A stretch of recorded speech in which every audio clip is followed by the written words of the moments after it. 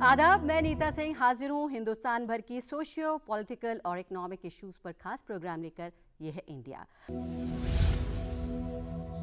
हमारे इस खास प्रोग्राम में आज बात दिल्ली में G20 summit, hope and challenges की। जी हाँ, राजधानी दिल्ली में G20 हेड ऑफ स्टेट्स और गवर्नमेंट के अलावा मेंबर स्टेट्स और दूसरे डेलीगेट्स प्रगति मैदान में मौजूद भारत मंडपम में एक प्लेटफॉर्म पर जमा हो रहे हैं। जैसा कि हम सब जानते हैं, G20 इंटरनेशनल इकोनॉमिक कोऑपरेशन का प्रीमियर फोरम है। तो हम सबके जानने वाली बात यह है कि हमारे देश की राजधानी में ऑर्गेनाइज होने वाले इस हाई प्रोफाइल इवेंट का सिग्निफिकेंस क्या है, इससे हमारे देश को क्या उम्मीदें हैं और इसे ऑर्गेनाइज करने के चैलेंजेस क्या हैं। इसी पर बात करने के लिए हमारे साथ स्टूडियो में मौजूद हैं तीन खास मेहमान। हमारे साथ former Indian diplomat ambassador Ashok Sajjanhar ji हैं, IIFT में प्रोफेसर राम सिंह हैं और जामिया मिलिया इस्लामिया के डिपार्टमेंट ऑफ इकोनॉमिक्स में प्रोफेसर शाहिद अहमद हैं। आप तीनों का हमारे स्टूडियो में वेलकम है। Welcome to our studio sir. तो सबसे पहले एम्बेसडर साहब, आपसे जानना चाहेंगे कि G20 समिट दिल्ली में हो रहा है, इंडिया इसकी प्रेसिडेंसी कर रहा है, क्या सिग्निफिकेंस है? देखिए, सिग्निफिकेंस है, पूरी दुनिया में बहुत मुश्किलात पैदा हुई हैं। कुछ तो ऐसे मुद्दे हैं जो कि बहुत पहले से चले आ रहे हैं। जैसे अगर मैं कहूँ क्लाइमेट चेंज, क्लाइमेट फाइनेंस वगैरह का इशू है, या फिर जो विकासशील देश हैं उनके डेट का जो इशू है, वो काफ़ी समय से चलता आ रहा है और इसके बारे में बातचीत बहुत होती आ रही है।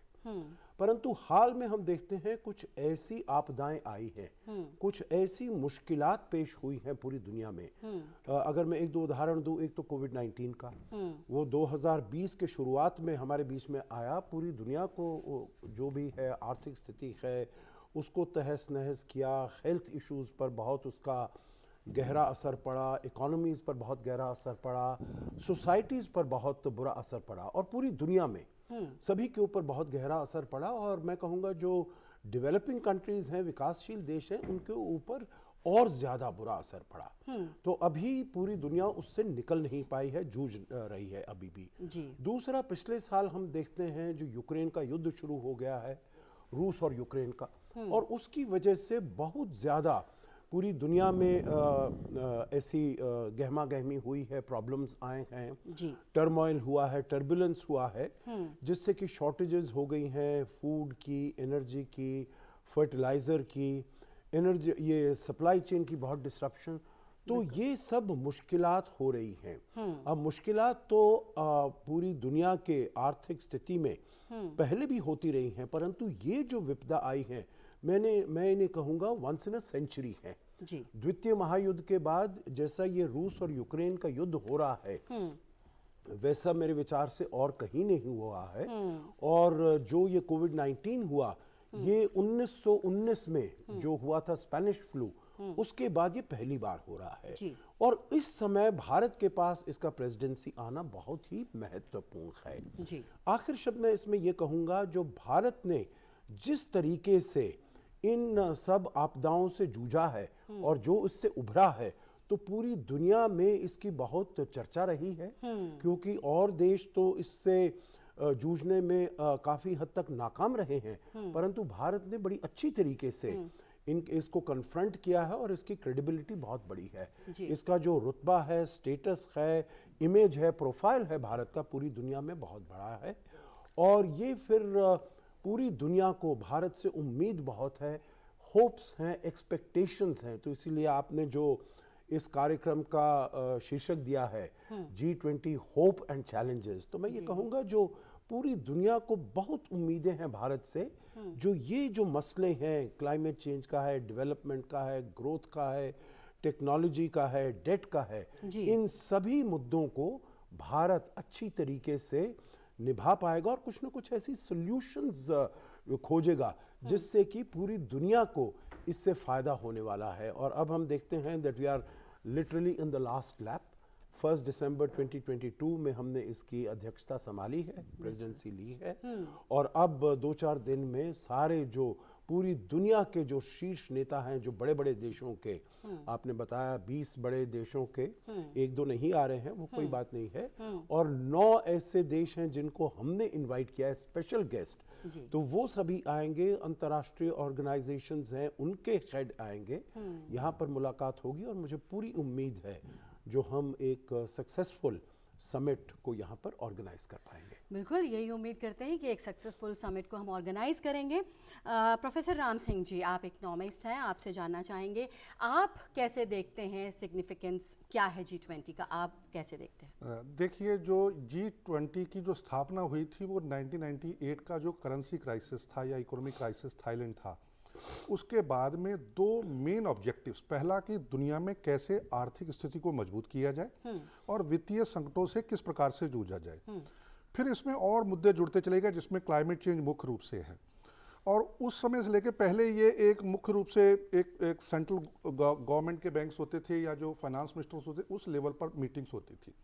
पर 2008 का जो वित्तीय क्राइसिस था, उसके बाद ये रियलाइजेशन आया सभी गवर्नमेंट्स में कि जो आज के युग के चैलेंजेज हैं और जो इनके इंटर फंक्शनल लिंकेजेज हैं, उसको देखते हुए इस ग्रुप की जो महत्वता है बहुत ज़्यादा बढ़ जाती है जी। आप हम सबको पता है कि G7 एक रिच कंट्रीज का ग्रुप है, उसके बाद लगभग 70% ऑफ वर्ल्ड GDP अगर कोई ग्रुप रिप्रेजेंट करता है तो वो G20 है। और 2008 से लेकर आज तक G20 ने बहुत निरंतरता से और बहुत ही गंभीरता से जो हमारे सामने चैलेंजेज आए हैं एट ए नेशनल लेवल और एट ए इंटरनेशनल लेवल और रीजनल लेवल, उसको बहुत अच्छी बखूबी से डील किया है। 2008 के क्राइसिस के बाद में अगर देखा जाए तो जो वित्तीय संकट आया था दुनिया पे, उसको ओवरकम करने में जो डिसीजंस लिए गए थे, स्पेशली टू जो क्रेडिट को किस प्रकार से इंजेक्ट किया जाए ग्लोबल इकोनॉमी में, उसमें G20 की बड़ी महत्वपूर्ण भूमिका है। मैं एम्बेसडर साहब से पूर्ण रूप से सहमत हूँ कि आज के चैलेंजेस, जैसा सर ने बताया कि जो कोविड-19 और ये जो सप्लाई चेन का डिसरप्शन हुआ, उससे 3 मेन चैलेंजेज आए हैं। जब सप्लाई चेन डिसरप्शन हुआ यूक्रेन और रशिया वॉर से, एक तो उससे इन्फ्लेशन आई है, उस इन्फ्लेशन को टेम करने के लिए सभी कंट्रीज ने अपने जो इंटरेस्ट रेट को बढ़ाया, जिससे रिसेशन की तरफ पूरी वर्ल्ड इकोनॉमी जा रही है। और उसके साथ साथ जब जा रही है, उससे फिर बहुत सारे और चैलेंजेस पैदा हो रहे हैं। बहुत सारे देशों के ऊपर डेब्ट क्राइसिस आ गया, फूड की शॉर्टेज आ गई, फर्टिलाइजर की शॉर्टेज आ गई, फ्यूल की बहुत ज़्यादा शॉर्टेज है, कमोडिटी प्राइसेस हैं। और देखा जाए तो पूर्ण रूप से अगर देखा जाए तो पूरे जो विश्व का जो आर्थिक ढांचा तंत्र एक तरीके से चरमरा गया है।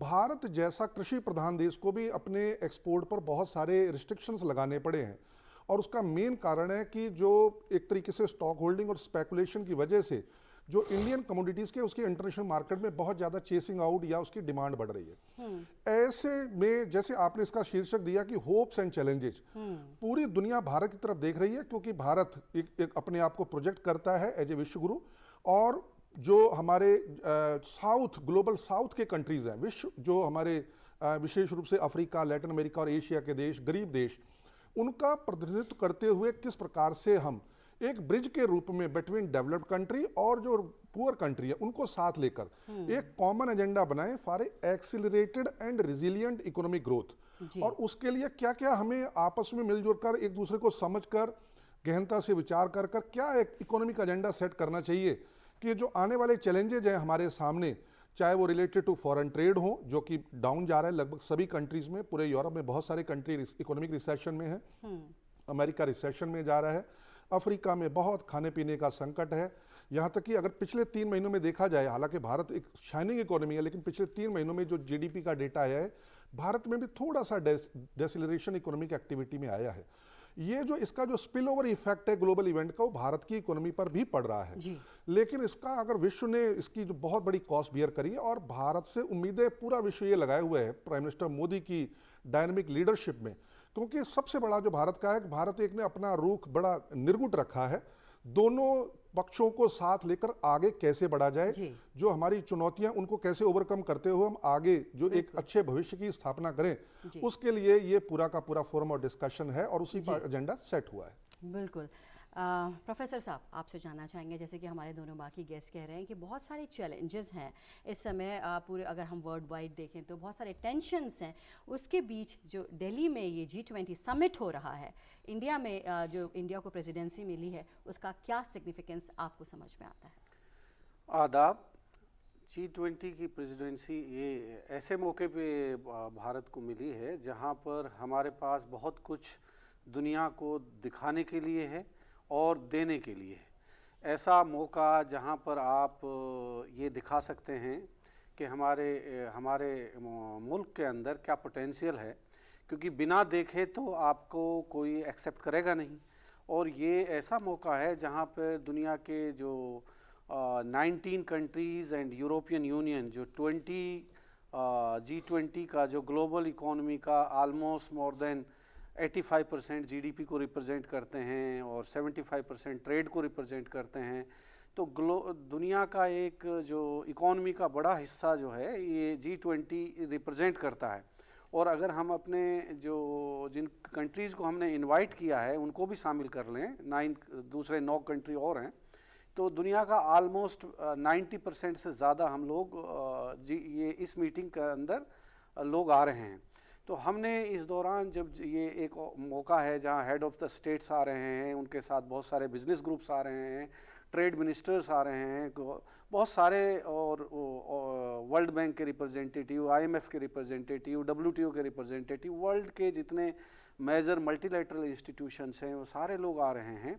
तो हम लोगों ने जो ये पिछले 30 साल में जो मैं कहूँ 91 ऑनवर्ड जो इंडिया का जो एक ग्रोथ स्टोरी रही है और जो उसमें जो रिवोल्यूशनरी चेंजेस इकोनॉमी में आए हैं वो विजिबल हैं। इंडिया ने जिस तरह से G20 को ऑर्गेनाइज किया है ये एक यूनिक होने जा रहा है। ये यूनिक मॉडल है जो आज तक कहीं नहीं हुआ, जो अगर हम पिछला देखें हिस्ट्री G20 की तो जनरली ये एक हेड्स ऑफ द स्टेट्स की मीटिंग होती है जहां कुछ मिनिस्टर आते हैं, वो कुछ डिसीजन लेते हैं।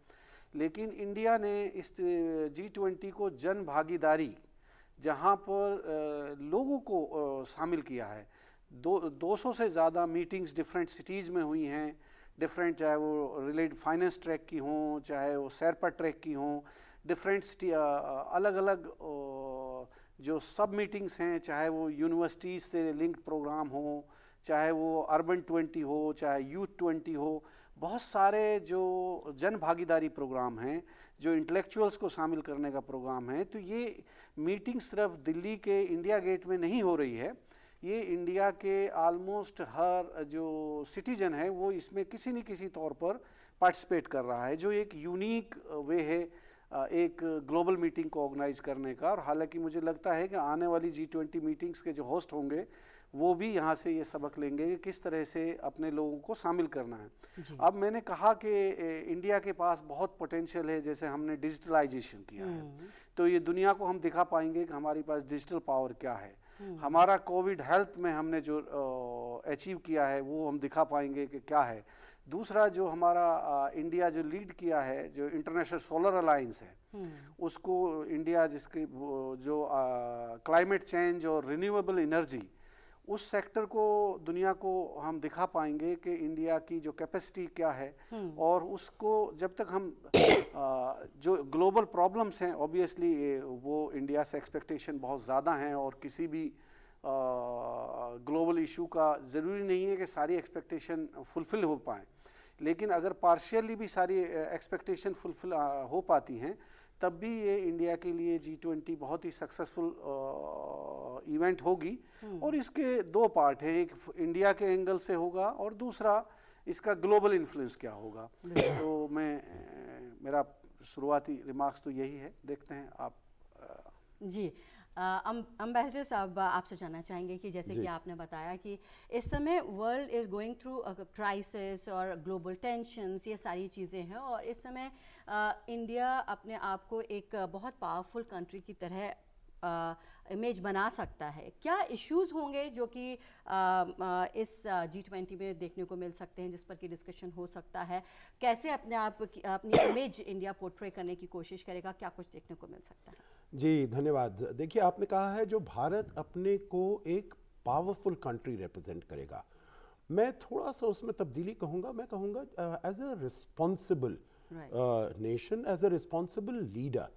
जो अब हमने हमारी जो क्षमता है वो काफ़ी बड़ी है और जैसे हमारे दोनों को स्पीकर्स एमिनेंट पैनलिस्ट हैं उन्होंने कहा है, जो बहुत सारे ऐसे मुद्दे हैं जिसकी सॉल्यूशंस भारत दे सकता है। देखिए, एक जो मुद्दा जिसके ऊपर हम बहुत बात करते रहे हैं वो है क्लाइमेट चेंज का, वो है क्लाइमेट फाइनेंस का। और उसमें हम देखते हैं सभी देश कहते हैं जो वो एक एग्जिस्टेंशियल थ्रेट है, जो उसमें ज़रूर कुछ ना कुछ किया जाना चाहिए। अगर नहीं करेंगे तो ये न केवल एक किसी देश, पूरे विश्व के लिए बहुत ही इसके परिणाम जो हैं बहुत ही भयावह सिद्ध हो सकते हैं। अब इसकी बात चल रही है, बहुत सारे दूसरे और फोरम्स भी हैं, जैसे UNFCCC है, United Nations forum on climate change. अब उसमें जो मुलाकात होती है जिसे कहा जाता है कॉन्फ्रेंस ऑफ द पार्टीज, तो कॉन्फ्रेंस ऑफ पार्टीज जो कोपेनहेगन में हुआ था, COP15 जिसे बोला जाता है 2009 में, उसमें कुछ ऑब्लिगेशंस ली थी सभी देशों ने, पर्टिकुलरली डेवलप्ड कंट्रीज ने, विकसित देशों ने, जो हम $100 बिलियन हम ये वाला जो हर साल ये वाली हम एड असिस्टेंस देंगे डेवलपिंग कंट्रीज को, जिससे कि वो अपनी जो क्लाइमेट चेंज है जो उनके ऊपर दुष्प्रभाव पड़ रहा है उसके साथ वो कैसे जूझेंगे, जिससे कि जो आप चाहे वो वायु में हो, जल में हो, धरती में हो, उसका आप पर्यावरण को आप कैसे प्रोटेक्ट कर सकते हैं। परंतु वो वाला जो $100 बिलियन का उनका जो कमिटमेंट है उसको वो अभी तक पूरा नहीं कर पाए हैं। तो भारत, क्योंकि भारत का जो ट्रैक रिकॉर्ड है क्लाइमेट चेंज में, दूसरी बारी जो हुई थी इसी का ही COP उसमें 2015 में जो हुआ था COP21 पेरिस में, उसमें जो अभी बात की गई है इंटरनेशनल सोलर अलायंस की, उसको भारत ने लॉन्च किया था। और हमने डिजास्टर रेजिलिएंट इंफ्रास्ट्रक्चर के ऊपर भी हमने इसको लॉन्च किया था। तो भारत का जो ट्रैक रिकॉर्ड है, अगर हम देखें G20 देशों में, तो जो हमारी पेरिस कमिटमेंट्स थी, मेरे ख्याल से एक अलग देश है भारत, एक आइसोलेटेड कंट्री है, द ओनली कंट्री जो कि पेरिस अकॉर्ड्स के अपने जो कमिटमेंट्स हैं उनको पूरी तरीके से पूरा कर रहा है। तो इसका एक लीडरशिप रोल बन गया है। और अगर भारत इसमें ये चाहता है, जो देश हैं इनका जो $100 बिलियन का कमिटमेंट है जिसको वो पूरा नहीं कर पाए हैं विकसित देश, उनके ऊपर दबाव बनाना चाहिए जिससे कि वो किया जा सके। तो ये बात हो रही है। दूसरी बात, इसी क्लाइमेट चेंज में मैं कहूँगा, एक प्रधानमंत्री मोदी ने एक आह्वान दिया था जिसे कहा जाता है लाइफस्टाइल फॉर एनवायरनमेंट। वो COP26 ग्लासगो में अभी 2 साल पहले जो हुआ था उसमें उन्होंने कहा था। और उसमें उन्होंने ये कहा, जो ये केवल गवर्नमेंट्स की रिस्पॉन्सिबिलिटी नहीं है जो इसमें कैसे हम पर्यावरण को इसको हम प्रोटेक्ट कर सकते हैं, पर ये हर सिटीजन की रिस्पॉन्सिबिलिटी है। तो हमको अपने सभी को लाइफस्टाइल को चेंज करना पड़ेगा जिससे कि हम पर्यावरण का बचाव कर सकें। और मेरे विचार से इसके ऊपर बहुत बात हुई है जब ये G20 के सम्मेलन हुए हैं, मिनिस्ट्रियल मीटिंग्स हुई हैं और ट्रैक्स में मीटिंग्स हुई हैं, और मेरे ख्याल से इसके बारे में बहुत ज़्यादा अवेयरनेस आ गई है। आखिरी बात मैं इसमें ये कहूँगा, एक और जो बहुत ही अहम मुद्दा भारत ने उठाया है वो है भारत इमर्ज कर रहा है as a prominent voice of the global south. क्योंकि भारत ने जैसे ही अध्यक्षता संभाली इस गुट की ऑन 1 दिसंबर 22, तो हमने ये देखा जो 20 देश तो हैं जो सबसे महत्वपूर्ण देश हैं, जो कि 85% GDP रिप्रेजेंट करते हैं वगैरह वगैरह, परंतु इसके अलावा देयर आर 180 कंट्रीज, 180 देश हैं जो विकासशील देश हैं, जो बाहर हैं। जो भी निर्णय लिए जाएंगे G20 के, उनका सबसे ज्यादा प्रभाव उन 180 देशों पर पड़ने वाला है, क्योंकि उनकी जो कैपेसिटी है to deal with the challenges वो बहुत कम है। तो इसीलिए भारत ने क्या किया, 12 और 13 जनवरी, immediately after assuming its presidency, हमने एक voice of the global south summit organise किया, जिसमें कि 125 देशों ने, दुनिया के 125 देशों ने उसमें वो सम्मिलित हुए।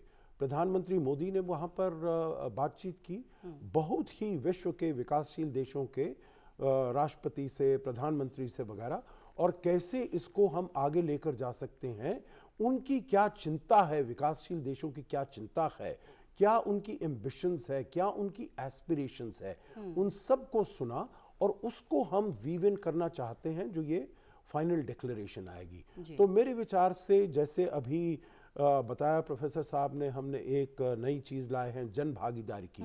वैसे ही विकासशील देशों की आवाज़ को G20 के जो नेगोशिएटिंग रूम्स में है उसमें लाना, वो भी एक बहुत महत्वपूर्ण कार्य भारत ने किया है। और इसी से जो भी विकासशील देश हैं उनके सामने भारत की क्रेडिबिलिटी बहुत ज़्यादा है। जो हमने भारत को कहा है वो ज़रूर वहाँ पर G20 के उसमें जो फाइनल डॉक्यूमेंट आएगा उसमें किसी ना किसी तरीके से रिफ्लेक्ट किया जाएगा। जी बिल्कुल एम्बेसडर साहब, जैसे कि आपने कहा कि एक जो मेन मुद्दा रहने वाला है वो क्लाइमेट चेंज रहने वाला है। प्रोफेसर राम सिंह, आपसे जानना चाहेंगे कि और कौन से मुद्दे, अगर हम ट्रेड की बात करें तो क्या देखने को मिल सकता है इस फोरम में? देखिए, इस फोरम में बहुत ज़्यादा उम्मीदें हैं। अगर मैं कहूँ कि अगर उम्मीदें तो लगभग 7 ब्रॉड थीम्स पे बहुत ज़्यादा है, लेकिन एक्सीलरेटिंग इकोनॉमिक एक्टिविटी, क्योंकि जो बाकी बाय प्रोडक्ट्स जो हमारे जो थीम्स होंगे, अगर इकोनॉमिक एक्टिविटीज़ को अगर हम बढ़ा सकेंगे पूरे विश्व व्यवस्था में, ट्रेड को as a engine of growth use करेंगे, तो स्वाभाविक रूप से हमारे पास फाइनेंस होगा, चाहे वो रिच कंट्री हो, पुअर कंट्री हो, फॉर अदर प्रोजेक्ट्स। तो जो सबसे ज़्यादा जिस पे गहन विचार होना है वो जो इकोनॉमिक एक्टिविटी का डिसरप्शन हुआ है पूरे वर्ल्ड मार्केट में, उस पर जो डिस्कशन होगा मेरे हिसाब से वो एक सेंटर ऑफ फोकस रहेगा। और इसीलिए सभी देशों के इसकी गंभीरता को समझते हुए सभी देशों के जो वित्त मंत्री हैं और जो उनके एसोसिएटेड जो बिजनेस डेलीगेशंस हैं वो आ रहे हैं। इसमें 5-6 मुद्दे जो जिसकी वजह से ये पूरा सप्लाई चेन टूटा है, वो उसमें 4-5 चीज़ें हैं। एक तो सबसे बड़ा जो होगा फाइनेंशियल डिसरप्शन, जो सैंक्शंस लगने से जो विशेष रूप से जो अंतर्राष्ट्रीय मुद्रा डॉलर्स का जो उसकी ब्लॉकेज ऑफ फाइनेंशियल चैनल से जो समस्या आई है, उससे अंतर्राष्ट्रीय विनिमय में बहुत ज़्यादा समस्या आ रही है। तो इसमें कई अल्टरनेट आर्गुमेंट्स हैं, डी डॉलराइजेशन का भी है और डॉलराइजेशन का भी है। इसके साथ साथ उसके अल्टरनेट क्या हो सकते हैं, जैसे भारत ने बहुत ही सक्सेसफुली एक डिजिटल करेंसी नेशनल लेवल पे लॉन्च कर ली है। 3 दिन पहले भारत ने उसको पहले B2B मॉडल में यूज किया, अब B2C मॉडल में। तो भारत ये चाह रहा है कि इस प्रकार की समस्याओं से अपनी डायनेमिक लीडरशिप को आगे बढ़ाते हुए कि हम एक ऐसी व्यवस्था स्थापित करें कि दुनिया में या तो अल्टरनेट करेंसी आ जाए या फिर एक ऐसी करेंसी हो like a common public goods, जैसे कि डिजिटल करेंसी। अब पूरे दुनिया में लगभग 40 देशों ने भारत से इस समय संपर्क किया है in to understand the digital transformation of Indian economy. उसमें डिजिटल करेंसी भी हो सकता है बाद में, लेकिन अभी की किस प्रकार से वो अपनी इकोनॉमी में जन भागीदारी को आगे ले जाएं, जनता के द्वार तक, जो गुड गवर्नेंस की सर्विसेज है, उसके लिए डिजिटल ट्रांसफॉर्मेशन, जैसे हमारे देश में जनधन अकाउंट, बैंकिंग का फाइनेंशियल इंक्लूजन हुआ, इसी प्रकार से और देश भी चाह रहे हैं भारत से सीखना कि किस प्रकार से इकोनॉमिक एक्टिविटी, क्योंकि जब बॉटम ऑफ पिरामिड में पैसा जाएगा उससे स्वाभाविक रूप से क्राइसिस को ओवरकम करने। मगर देखा जाए तो जब ये जनधन अकाउंट खोले गए थे तो शायद दुनिया में इसकी इतनी चर्चा नहीं हुई। जब कोविड-19 आया तो प्राइम मिनिस्टर मोदी की जो विजनरी लीडरशिप है उसका लोहा पूरी दुनिया ने माना। भारत एकमात्र ऐसा देश था दुनिया में जिसने कि केवल 1 हफ्ते में सभी के अकाउंट में पैसा भी डाल दिया जो vulnerable sections of the society थे, जिससे हमारी इकोनॉमिक एक्टिविटी में उतना गहरा घाव नहीं लगा। घाव लगा लेकिन उतना गहरा घाव, और उसमें एक हमें डिमांड को रिकवर करने में भी ज़्यादा समय नहीं लगा। इन सब चीज़ों से सीखते हुए दुनिया के देश भारत की तरफ देख रहे हैं कि कैसे डिजिटल इंफ्रास्ट्रक्चर को यूज करते हुए यूपीआई पेमेंट, अब लगभग इस समय करीब 16, 17, 18 देश ऐसे हो गए दुनिया में जहां पर यूपीआई जो है फॉर्मली लॉन्च हो चुका है। लेकिन और बहुत सारे देश हैं जो हमारे संपर्क में कि वहाँ वो भी हमारे साथ जो मास्टर कार्ड और वीज़ा कार्ड के बाद में रुपे कार्ड को अपनी कंट्री में लॉन्च कर सके। तो इसमें जो 6-7 जो महत्वपूर्ण मुद्दे होंगे, नंबर 1 उसमें कि जो करेंसीज का जो स्पेशली इसको as a instrument of economic sanctions use करना, इससे परहेज किया जाए क्योंकि इससे सप्लाई चेन डिसरप्शन बहुत ज़्यादा होता है। दूसरा, कॉमन पब्लिक गुड्स जैसे कि अनाज की जो खरीदारी है या फर्टिलाइजर्स की है, मिनरल्स एंड मेटल्स की है, उसका डिसरप्शन, उसका जियोपॉलिटिक्स से उसको दूर रखा जाए कि उससे इकोनॉमिक एक्टिविटी अफेक्ट होती है। और तीसरा, जो वल्नरेबल सेक्शंस ऑफ सोसाइटी है उनको पर पहुंचने के लिए कैसे डिजिटल इंफ्रास्ट्रक्चर को यूज किया जाए। इसके साथ साथ हम जो आने वाला जो हमारा ट्रेड है इंडस्ट्री 4.0, क्रिटिकल मिनरल्स बहुत ज़्यादा जरूरी हैं। जैसा कि हमारे एम्बेसडर साहब ने बहुत ही वृहत रूप में बताया कि आज की डेट में क्लाइमेट फाइनेंस और ग्रीन एनर्जी, इस पर बहुत महत्वपूर्ण डिबेट होगी। उसके लिए जरूरी है कि क्रिटिकल मिनरल्स की सप्लाई, उसकी जो सप्लाई चेन है, अल्टरनेट सप्लाई चेन, क्योंकि लगभग बहुत सारे क्रिटिकल मिनरल्स चाइना ने या उसके जो और दुनिया में जो माइंस हैं उसको खरीद लिया है या उन पे कब्जा कर लिया। तो एक क्रिटिकल मिनरल जो मिनरल पार्टनरशिप भी बनी है और क्रिटिकल मिनरल अलायंस भी बना है। हम किस प्रकार से एक क्लब बनाकर एक अल्टरनेट सप्लाई चेन को तैयार करें ताकि दुनिया में कॉमन पब्लिक गुड्स का मतलब चाहे वो रिलेटेड टू सीरियल्स हो, चाहे वो रिलेटेड टू फूड हो, चाहे रिलेटेड टू फर्टिलाइजर हो, या और भी इस तरीके के जो कॉमन पब्लिक गुड्स है, चाहे वो रिलेटेड टू क्लाइमेट चेंज हो, हवा सभी के लिए जरूरी है, पानी से जो है क्लीन वाटर सभी के लिए अवेलेबिलिटी जरूरी है, उस एजेंडा को आगे बढ़ाते हुए पूरे इकोनॉमिक रिफॉर्म्स को किस प्रकार से लॉन्च किया जाए नेशनल लेवल पे, रीजनल लेवल पे और इंटरनेशनल लेवल पे, और उसमें जो फाइनेंसिंग के इश्यूज आएंगे उस पर भी इस पे चर्चा होगी। जी बिल्कुल। तो आप तीनों ने समय निकाला, स्टूडियो में आए और इतनी अहम जानकारी हमें G20 से जुड़ी हुई थी, उसके लिए आप तीनों का बहुत बहुत शुक्रिया। तो हमने बात की G20 2023 जो कि दिल्ली में हो रहा है, इसकी क्या सिग्निफिकेंस, होप और चैलेंजेस है। हमारी इस खास पेशकश में फ़िलहाल इतना ही। हमारा प्रोग्राम आपको कैसा लगा इस पर आप भी अपनी राय दे सकते हैं। इसके लिए हमारा ईमेल आईडी है ddurduspecials@gmail.com। इसी के साथ हमारी पूरी टीम को दीजिए इजाज़त। आदाब।